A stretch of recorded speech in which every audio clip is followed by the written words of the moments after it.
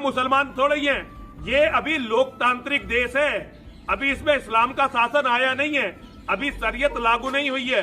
जब तक शरीयत लागू नहीं होती, ये दरिंदों वाली, ये भेड़ियों वाली, ये लकड़बग्गों वाली जो हरकतें हैं ना, ये कानूनी नहीं मानी जाती।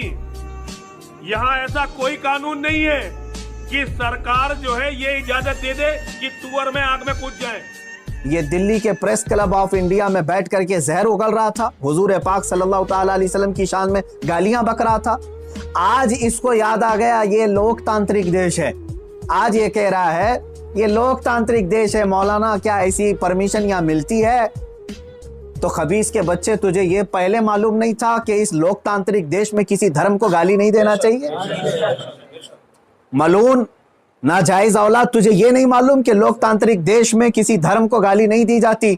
जब तू देश के सारे संविधान का उल्लंघन करके जहर उगल सकता है, प्रेस क्लब ऑफ इंडिया में तुझे परमिशन दी जा सकती है, तो इस मुबाहिले की परमिशन क्यों नहीं मिलती? ठीक है, तुझे मैदान में नहीं मिलती, प्रेस क्लब ऑफ इंडिया तेरे बाप का है ना, जहां बैठ करके तूने गालियां बकी थी। तू कर शुरू। उसने पहली वीडियो में कहा था कि पहले मैं जाऊंगा फिर बाद में नरसिंहानंद जाए।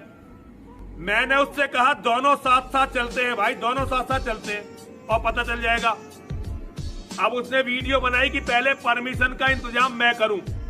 अबे जाहिल, अबे गवार, अबे गधे, अबे मूर्ख, अबे हम मुसलमान थोड़े ही हैं। मेरे इस चैलेंज को उसने स्वीकार किया था, एक्सेप्ट किया था, लेकिन ये भी मैं बता दूं कि क्यों एक्सेप्ट किया उसने। वो बिल में बैठा हुआ चूहा, उसे मालूम था कि गवर्नमेंट इस तरह करने की इजाजत देती नहीं, इसलिए वो अपने कौम में हीरो बनने के लिए इस तरह की चैलेंज को एक्सेप्ट तो कर लिया। वरना आप सबको मालूम है मेरे मुसलमानों के पाखंडी और बलात्कारी और माल का पुजारी, उसके अंदर मुबाहला करने की ताकत है, मुबाहला कर सकता है वो। उसका उसके खुद के दीन और धर्म से कोई ताल्लुक नहीं है। मैं ये चैलेंज के साथ कहता हूं, सनातन धर्म से भी उसका कोई ताल्लुक नहीं है। अब मैं जब बार बार उसको ललकारता रहा, तो अभी जा करके अब वो मेरे जवाब में कहता है मौलाना मैदान छोड़ करके भाग रहा है, परमिशन की जिम्मेदारी मेरे ऊपर डाल रहा है। आप सब ठंडे दिमाग से सोच करके बताएं, परमिशन की जिम्मेदारी इसको ना दूं तो और किसको दूं? इसलिए कि ये इसके आज हुकूमत इसकी पुश्त पनाही में है और ये नाजायज औलाद में से है उनकी। सारी परमिशन वगैरह की जिम्मेदारी तो तुम्हारी हाथ में है ना, मुझे परमिशन की जरूरत नहीं है।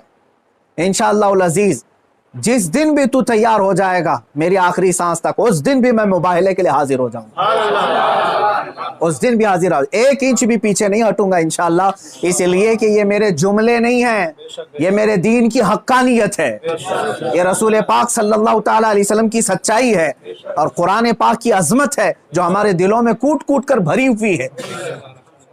ये जालिम मुबाहिला करेंगे।